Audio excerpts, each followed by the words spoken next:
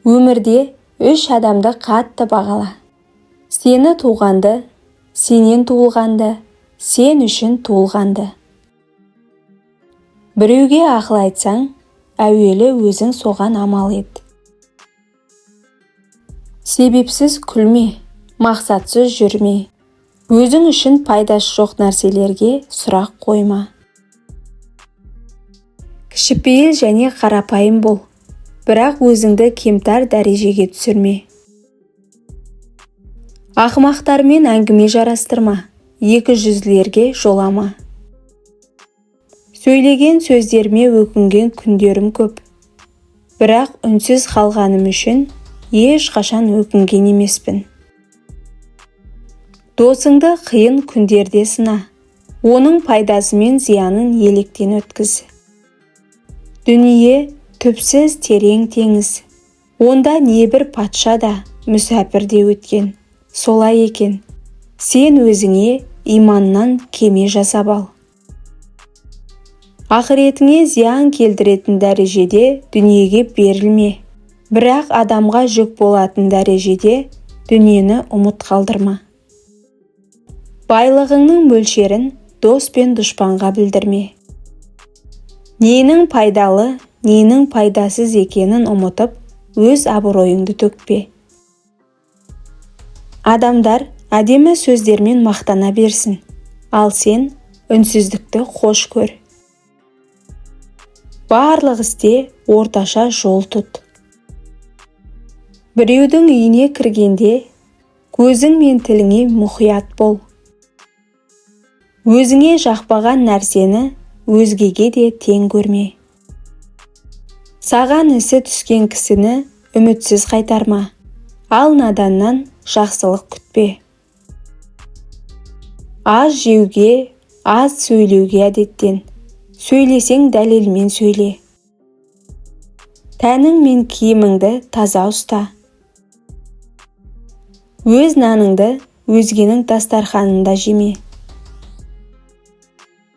Көшеде отырған іссіз және әңгімешіл адамдарға қосылма. Балаң не айтса соны істей берме. Мейманыңа іс бұйырма және оның жанында жанжал шығарып біреумен ұрыспа. Өтіп кеткен жанжалмен келіспеушіліктерді есіңе алма. Біреуді ешқашан алдама, ұятқа қалдырма. Әйелге сенбе, оған сырыңды айтпа.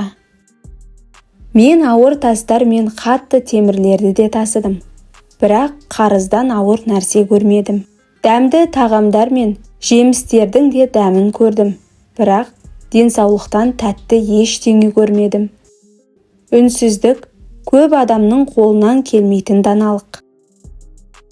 Ақылды болсаң, өзіңді отбасыңда баладай ұста, ал өзгелердің арасында үлкен адам екеніңді көрсет. Адасып жүрген болсаңыз, білгендерден сұраңыз. Адамдардың сөзінен қорқып, өзіңізді тура жолдамын деп алдамаңыз. Жақсы адамды кездестіре қалсаңыз, онда өзіңізді бір сәті төмен ұстап, мәміле қылыңыз. Ал ақымақтарға сенікі дұрыс дей салыңыз. Балаң есейіп, одан жақсылық көргің келсе, кішісінде оған бар мейіріміңді бер. Баланы орнымен жазалау жаңбырдың жерге деген қажеттілігі секілді. Сапарға шықсаңыз, түн ортасында емес, таңға таман жол алыңыз. Тым қатты ойға беріліп, қайғыға бата бермеңіз. Алланың берген нығметіне қуана біліңіз. Тыныш әрі жақсы өмір сүріңіз. Тек Алладан сұрап, оған ғана үміт артыңыз.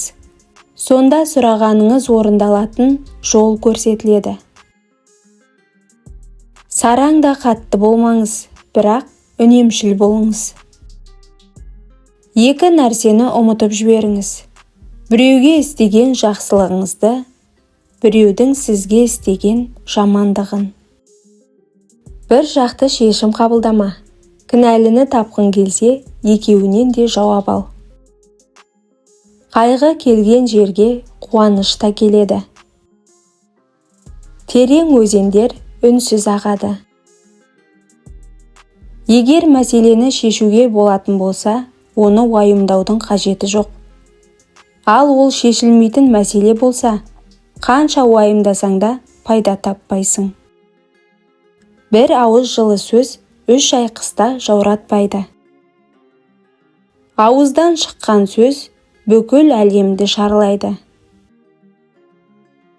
Баланы еркелету оны тастап кеткенмен тең.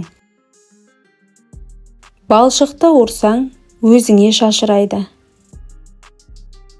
Ертеңін ойламағанның бүгіні де оңбайды. Кездесу қоштасудың бастауы. Тәкаппарлар бақыттың дәмін кеш сезеді. Әйелі жаманның 60 жылдық азабы бар. Уақытты ешқандай бөгет тоқтата алмайды. Әр нәрсе өз уақытымен. Егер ұлыңды жақсы көрсең, оны ұзақ сапарға жібер. Ақша ата-ананы баласымен де ұрыстырады. Елуді үйренбесең, түзелуді білмесең, көп нәрседен құр қаласың. Адамның тәрбиесі оның шыққан тегінен де маңызды.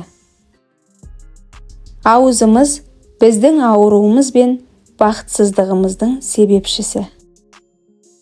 Жақсылық та, жамандық та сенің жүрегіңде. Жеңілу қорқынышты емес, күресуді тоқтату қорқынышты. Мәңгілік гүлдей ештеңе жоқ. Бәрі де өз уақыты келгенде солғын тартады. Егер осы видео саған ой салса, лайк бас, пікір жаз. Және осындай пайдалы видеолар үшін каналға тіркелуді ұмытпа.